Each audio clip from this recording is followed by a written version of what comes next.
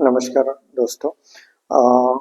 Last video में मैंने बताया था कि तेनालीरामा की स्टोरी, तेनालीरामा की सीरियल जो मैंने देखी, और उसके पहले मैंने एक वीडियो भी बनाया कि जो कुछ हम यूट्यूब पे देखते वीडियो देखते वो कुछ कारण से देखते, उसका कुछ ना कुछ कनेक्शन होता है हमारी ज़िंदगी से, पिछली ज़िंदगी या फ्यूचर में जो जहाँ मतलब जो हमारे लाइफ में घटने वाला है उससे घट लिंक होते हैं कुछ ना कुछ, ठीक है। तो इसीलिए प्रभु ने, भगवान जी ने मुझे वो वीडियो दिखाए तेनालीरामा सीरीज के।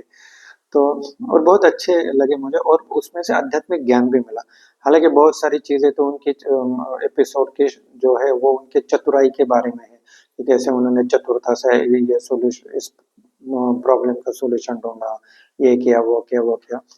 लेकिन एक आध्यात्मिक व्यक्ति होने के कारण मेरे लिए जो उपयुक्त वीडियो था वही प्रभु ने मेरे पास भेजा। तो वो मैंने देखा, वो वीडियो रिलेटेड था षड रिपु से रिलेटेड। षड रिपु जिसे हम जानते हैं ना, काम, क्रोध, लोभ, मद, मत मतलब अहंकार, मोह और मत्सर। ठीक है, मत्सर मतलब दूसरों से ईर्ष्या करना। काम मतलब काम वासना, आप जानते हो। क्रोध मतलब एंगर, आपको पता है। काम मतलब लस्ट, क्रोध मतलब एंगर। काम, क्रोध, लोभ, लोभ मतलब ग्रीडीनेस। ठीक है। और फिर मत, मत मतलब अहंकार, मतलब ईगो। ठीक है। काम, क्रोध, लोभ, मद, मोह। मोह मतलब किसी से ज्यादा अट्रैक्शन। ठीक है। और किसी चीज का मोह हो जाना, ये भी एक षड्रूप है। और क्या रहा, काम, क्रोध, लोभ, मद, मोह, मत्सर। मत्सर मतलब ईर्ष्या या द्वेष या जेलेसी। तो इन ये 6 टाइप के षड्रिपु होते हैं, ठीक है। अब इसका दिखाया क्या गया वो सीरियल में, वो सीरियल का मैं लिंक पे मेरे डिस्क्रिप्शन में डाल दूंगा, आप टाइम है तो देख लेना। 3 घंटे लगेंगे, लेकिन टाइम हो तो देखना, नहीं हो तो फिर शॉर्ट में मैं स्टोरी बता देता हूँ। एक 10 मिनट में हम कवर कर लेंगे। तो होता यह है कि तो उस तेनालीरामा सीरियल के अंदर विजयनगर राज्य होता है। विजयनगर के राजा होते हैं कृष्णदेव राय। तभी कृष्णदेव राय एक महान राजा थे, और साथ में वो राज्य महान बना, ये साउथ इंडिया का एक राज्य है। वो राज्य महान बना क्योंकि वहां पे तेनालीरामा थे, और तेनालीरामा पे माँ काली का आशीर्वाद था। तो आध्यात्मिकता भी जुड़ी हुई होती है महानता से, ठीक है, स्पिरिचुअलिटी। तो हुआ ये कि एक बार वो जो कृष्णदेव राय है वो तेनालीरामा और उनके कुछ मंत्रीगणों के साथ में एक दूसरे राजा के राज्य में जाते हैं। तो वहां पे उनको पता चलता है कि उस राजा के पास में एक सिंहासन है, और वो सिंहासन बहुत खास होता है, उसको ढक के रखा हुआ होता है। तो ये कृष्णदेव राय पूछता है कि किसका सिंहासन है। तो वो दूसरे राजा बोलते हैं कि ये आ, सम्राट, क्या नाम था उनका, विक्रमादित्य, आई थिंक, मुझे ठीक से याद नहीं। हाँ, विक्रमादित्य जो सम्राट हुए सबसे महान, उनका ये सिंहासन है। तो ये कृष्णदेव राय बोलते कि मुझे देखना है। तो वो बोलते कि ऐसे तो हम दिखाते नहीं है किसी को, लेकिन आपको दिखा देते।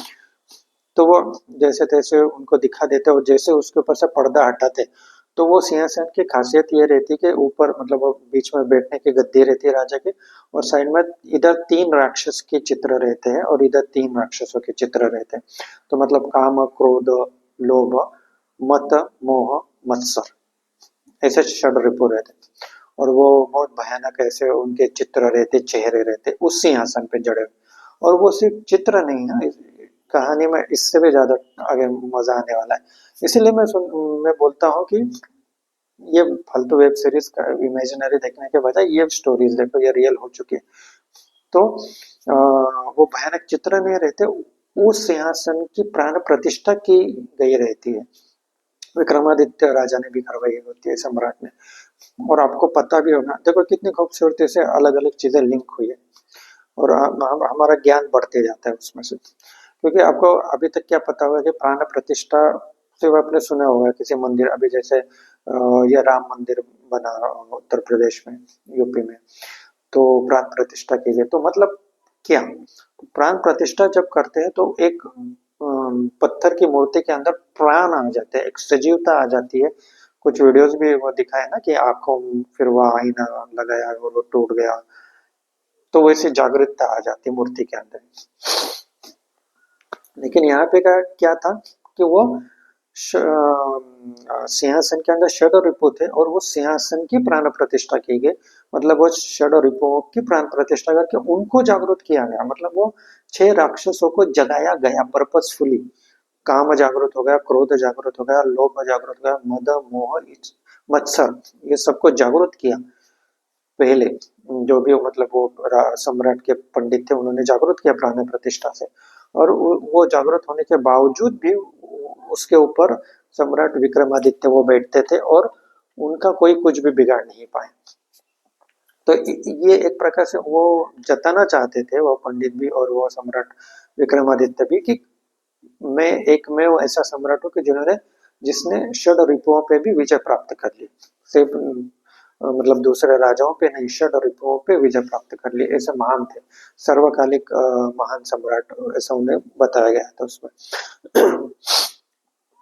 क्योंकि जहाँ पे 6 राक्षस अंदर बैठे हैं सिंहासन के और उसके ऊपर आप बैठ के राज कारभार कर रहे हो, तो मतलब कितने महान, और फिर भी आप स्टेबल। तो ये एक है ना गट्स दिखाने के लिए अपने वैसा। तो जब ये कृष्णदेव राय उसको देखता है उस सिंहासन को, तो वो मोहित हो जाता है और उसको लगने लगता है कि ये सिंहासन मेरे पास होना चाहिए। मैं क्या कम सामर्थ्यशाली हो क्या, मैं भी महान राजा हूँ, मैंने ये क्या हुआ। तो तभी वो उसके अंदर से राक्षस बोलने लगते हैं। जब ये बोलता है ना कि ये सिंहासन मेरे पास होने चाहिए, तो फिर वो मोह जागृत हो जाता है। फिर वो राक्षस का मोह, राक्षस का चेहरा जो होता है वो बोलता है हाँ मैं हूँ मोह। अब मैंने मतलब अब मैं तो तुम्हारे अंदर पहले से ही उपस्थित हूँ। फिर वो बोलता है कि मैं भी एक महान राजा हूँ, मैंने क्या ऐसी वैसी चीजें थोड़ी की है, मैं भी एक महान हूँ। तो फिर उसके अंदर आता है मत, मतलब अहंकार। फिर अहंकार का राक्षस, फिर उसकी आंखें ऐसे जल जाती ग्रीन लाइट की। फिर वो बोलता है हाँ मैं हूँ मत, मतलब अहंकार। मैं भी मैं भी कृष्ण देव राय तुम्हारे अंदर उपस्थित हूँ। तो मतलब षड रिपु उस आदमी के अंदर, उस कृष्ण देव राय के अंदर ऑलरेडी अल्प मात्रा में मौजूद थे, लेकिन वो सिंहासन जैसे देखते तो वो दृष्टि उसके ऊपर आ जाती। इसीलिए बोलते हैं कि प्राण प्रतिष्ठित कोई भी मूर्ति हो, कुछ भी हो, तो वहां पे अच्छे से रहना चाहिए। ये नहीं कि हम कुछ भी उल्टी सीधी चीजें करेंगे तो खामियाजा भुगतना पड़ता है। कहीं भी आप धार्मिक स्थल में जाए तो अच्छे से पवित्रता से जाए, आपको आशीर्वाद भी मिलेगा। तो वो जैसे ही वो आंखों का वो षड्रिपु उनको देखते हैं, तो कृष्ण देव राय का संतुलन मतलब उसको उसके ऊपर हावी हो जाता है अल्प मात्रा में। फिर अ, काम वासना, मतलब जैसे काम वासना में आदमी एकदम अधीर हो जाता है ना, आदमी हो औरत हो पागल हो जाते हैं कि मुझे बस वो वही लड़की चाहिए या वही लड़का चाहिए, मैं कुछ भी कर दूंगा, मतलब वो होता है ना। तो वैसे वो राजा को सिंहासन के प्रति कामुकता महसूस हो जाती। और वो दूसरे राजा से बोलता है कुछ भी करो, कैसे भी करो, बस मुझे एक बार उस सिंहासन पर बैठने दो, बस एक बार। तो वो कामुकता उसके अंदर है, तो फिर वो काम जागृत हो जाता है। राक्षस वो बोलता है हाँ कृष्ण देव राय, मैं हूँ काम, मैं भी तुम्हारे अंदर उपस्थित हूँ। बहुत अच्छे से शूट किया गया, आप देखोगे तो मजा आएगा। लेकिन मैं भी मेरे एंगल से थोड़ी कलाकारी करके आपको बता रहा हूँ, ठीक है। तो काम होगा, फिर क्रोध। फिर वो जो राजा बोलता है कि नहीं, राजा सम्राट विक्रमादित्य की बराबरी कोई नहीं कर सकता आज के दौर में भी, वो सिर्फ वो ही कर सकते। तो फिर इसको क्रोध भी आ जाता है वो राजा के ऊपर, कृष्ण देव राय पर। वो बोलता है कि तुम मुझे कम समझ रहे हो और मुझे ताने मार रहे हो ऐसा। तो फिर वो क्रोध की आंखें जल जाती है, वो बोलता है हाँ मैं हूँ क्रोध, मैं भी तुम्हारे अंदर उपस्थित हूँ। फिर क्या रह जाता है, फिर वो दूसरा राजा विनम्र रहता है। वो बोलता है कि नहीं कृष्ण देव राय जी, ऐसी बात नहीं है, सम्राट अशोक ऐसे थे वैसे थे, वो उसकी बातें बताता है। तो फिर ये कृष्ण देव राय बोलता है हाँ मुझे लगता है कि तुम मुझे इस पे बैठना ही नहीं देना चाहते, इसीलिए तुम बढ़ा चढ़ा के उसकी ज्यादा प्रशंसा कर रहे हो विक्रमादित्य की। तो मतलब ये क्या होगा, ये जेलसी हो गई, मत्सर हो गया। तो फिर वो मत्सर के जो राक्षस रहता है उसकी आंखें जल जाती। वो बोलता हाँ मैं हूँ मत्सर, कृष्ण देव राय, मैं भी तुम्हारे अंदर मौजूद हूँ। तो ऐसे वैसे वो प्रभाव डाल देते उसके वो दिमाग के ऊपर, किसके, कृष्ण देव राय राजा के, जो कि तेनालीरामा के राजा थे। तो फिर बाद में वो अंत में जो दूसरा राजा रहता है वो अलाउड नहीं करता है कि आप नहीं बैठ सकते तो नहीं बैठ सकते और वो सिंहासन को ढक देते हैं। फिर भी इसके अंदर तो वो जागृति विकार तो घुस जाते हैं कृष्णदेव राय के अंदर। तो वो राजा क्या करता है, दूसरा राजा उसको उस सिंहासन का चित्र दे देता है। और जब ये कृष्णदेव राय लौट जाता है तो उसको चित्र भेज देता है सिंहासन का। और साथ में एक जो हम बोलते हैं ना कारपेंटर या फर्नीचर बनाने वाला, वैसे सिंहासन बनाने वाला जो कारीगर रहता उसको भेज देता है नाप भी प्ले के सब वो सिंहासन का, कि आप इसकी प्रतिकृति बनवा लो, वो तो नहीं मिलेगा बैठने को, आप उसके जैसा दूसरा बनवा लो।